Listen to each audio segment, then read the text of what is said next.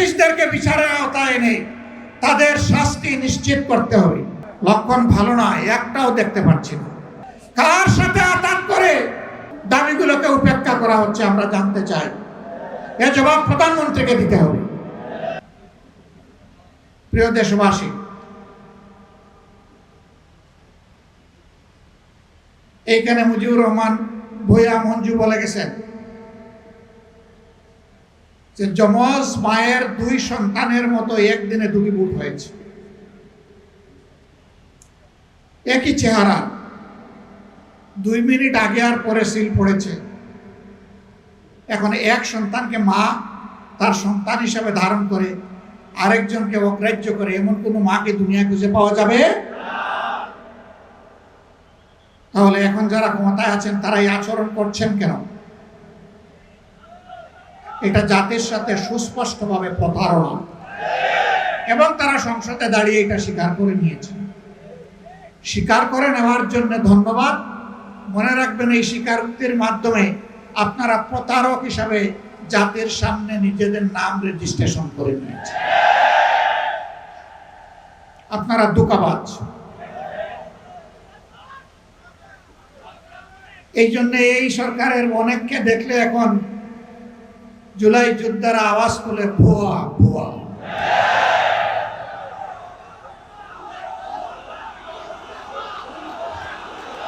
এটা জাতির জন্য লজ্জা। ফ্যাসিবাদী আমলে আপনারাও মজলুম ছিলেন।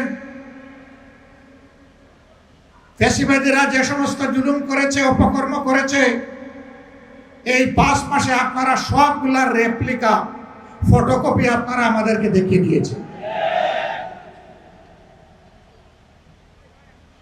ফ্যাসিবাদী আচরণ করবেন আর জনগণ ফ্যাসিবাদী বললে আপনারা আবার রাগ করবেন।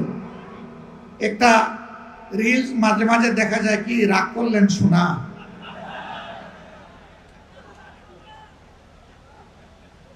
ফ্যাসিবাদী আচরণ ছেড়ে দেন, জনগণ ফুলের মালা দিয়ে আপনাদেরকে বরণ করবে, দেশ গড়ার কাজে সাহায্য করবে। এ দেশ আমাদের সকলের, দেশকে আমরা ভালোবাসি, কিন্তু আল্লাহর কসম খেয়ে বলছি, বাংলার জমিনে কোনো ফ্যাসিবাদকে আমরা সহ্য করব না।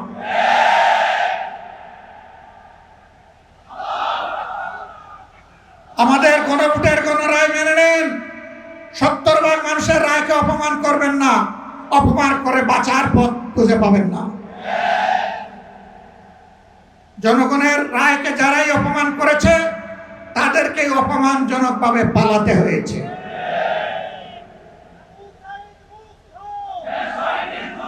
প্রিয় দেশবাসী, এই ব্যাপারে আপোষ করার জন্য প্রতিনিয়ত আমাদেরকে চাপ দেওয়া হচ্ছে, আমাদেরকে লোভ দেখানো হচ্ছে।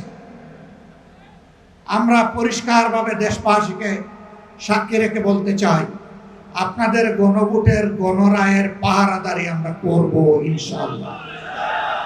এবং এই দাবি মহান আল্লাহর সাহায্য নিয়ে বিইজনিল্লাহ আমরা আদায় করে ছাড়বো ইনশাআল্লাহ। এই দাবি আমরা পরিত্যক্ত ঘোষণা করব না, কোনো কিছুর বিনিময়ে না, জীবনের বিনিময়ে হলেও এই দাবি আদায় হবে ইনশাআল্লাহ। 2006 সালের 28 অক্টোবর থেকে শুরু করে 24 সালের 5 আগস্ট পর্যন্ত যারা জীবন দিয়েছেন, লড়াই করেছেন, আহত হয়েছেন, পঙ্গু হয়েছেন, আয়নাগরের সঙ্গী হয়েছেন, জেলে গিয়েছেন, মামলা খেয়েছেন, দেশ ছেড়ে অনেক জায়গায় চলে যেতে বাধ্য হয়েছেন, আমি তাদের সকলের ত্যাগকে গভীর শ্রদ্ধার সাথে স্মরণ করছি। জীবন দেওয়া সকলের জন্য মহান প্রভুর দরবারে শাহাদাত কামনা করছি। এই জীবন পার্টিকুলার কোনো দল দেয়নি, দল মতের ঊর্ধ্বে উঠে সমগ্র জনগণকে এই ত্যাগ স্বীকার করতে হয়েছিল। বিশেষভাবে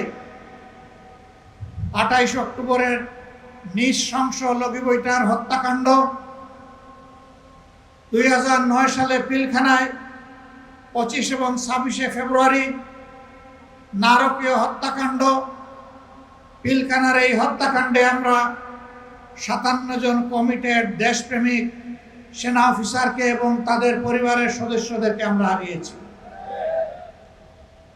এরপরেই বাংলাদেশ জামাতে ইসলামীর উপর ক্র্যাকডাউন করা হয়েছিল। মিথ্যা মামলায় ফাঁসিয়ে আমাদের এক এক করে 11 জন শীর্ষ নেতাকে হত্যা করা হয়েছে। এই বিচারিক হত্যাকাণ্ডে দুনিয়া থেকে যারা বিদায় নিয়েছে তাদের সকলের জন্য এই পিলখানা 28 অক্টোবর এবং পুরা 15.5 বছর জুড়ে যাদেরকে খুন করেছে ফ্যাসিবাদী সরকার, মহান আল্লাহর দরবারে তাদের জন্য, এই সমস্ত নিহত মানুষগুলোর জন্য আমি শাহাদত কামনা করছি। সম্মানিত ভাইয়েরা, বিশেষ করে জুলাইয়ের 1 তারিখ থেকে 24 সালে যে আন্দোলন দানা বেঁধে উঠেছিল, অকুণ্ঠ চিত্তে আমিও স্বীকার করতে চাই, এই আন্দোলন প্রথাগত কোনো রাজনৈতিক দলের নেতৃত্বে গড়ে উঠে নাই।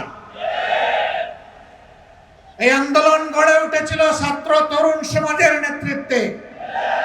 তাদেরকে স্যালুট জানাই। 15.5 বছরে দফায় দফায় আন্দোলন করেছি, জীবন দিয়েছি, জেলে গিয়েছি, ফাঁসির কাস্টে দাঁড়িয়েছি, কিন্তু ফ্যাসিবাদকে আমরা তাড়াতে পারি নাই। জুলাইয়ের আন্দোলনের মধ্য দিয়ে যখন সারা দেশবাসী একাকার হয়ে গেল, তখনই ফ্যাসিবাদ দুপুরের খাবার ফেলে দিয়ে পালিয়ে যেতে বাধ্য হলো। এর আগে তো আর পালিয়ে যায়নি। সুতরাং এই ক্রেডিট জনগণের, নেতৃত্বের ক্রেডিট আমাদের তরুণ সমাজের। এইটা নিয়ে কেউ টানাটানি করুক, তা আমরা পছন্দ করি না। এই আন্দোলনের কোনো মাস্টার মাইন্ড, একক মাস্টার মাইন্ড কাউকে স্বীকার করি না। এই আন্দোলনের মাস্টার মাইন্ড 18 কোটি নির্যাতিত মানুষ।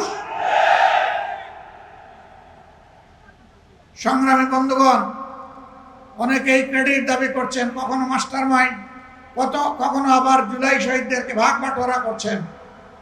আমি এগুলো নিন্দা জানাই। শহীদদেরকে নিয়ে রাজনৈতিক রং দেওয়ার চেষ্টা করবেন না। যদি রাজনৈতিক দলের ডাকে সাড়া দেওয়ার হতো, তারা আগেই দিত। তারা আগে সাড়া দেয় নাই। জীবন দেওয়ার জন্য রাস্তায় নেমেছিল তরুণদের ডাকে। তারা জাতির সম্পদ, তারা কোনো দলের সম্পদ হতে পারে না।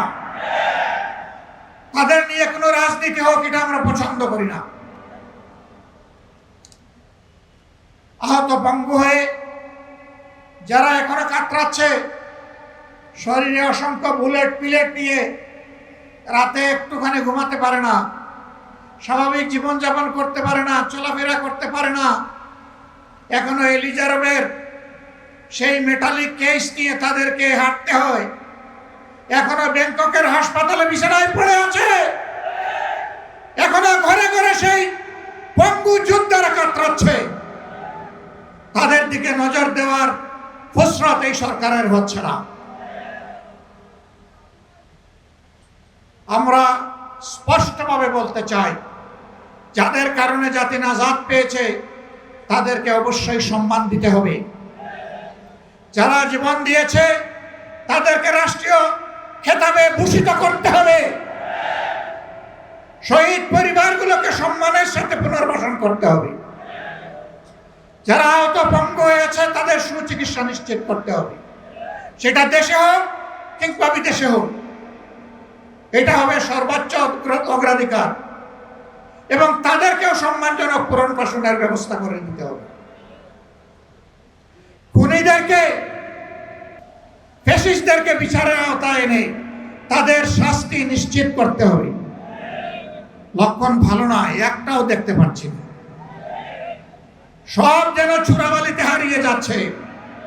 কার সাথে আঘাত করে জাতির এই দাবিগুলোকে উপেক্ষা করা হচ্ছে আমরা জানতে চাই।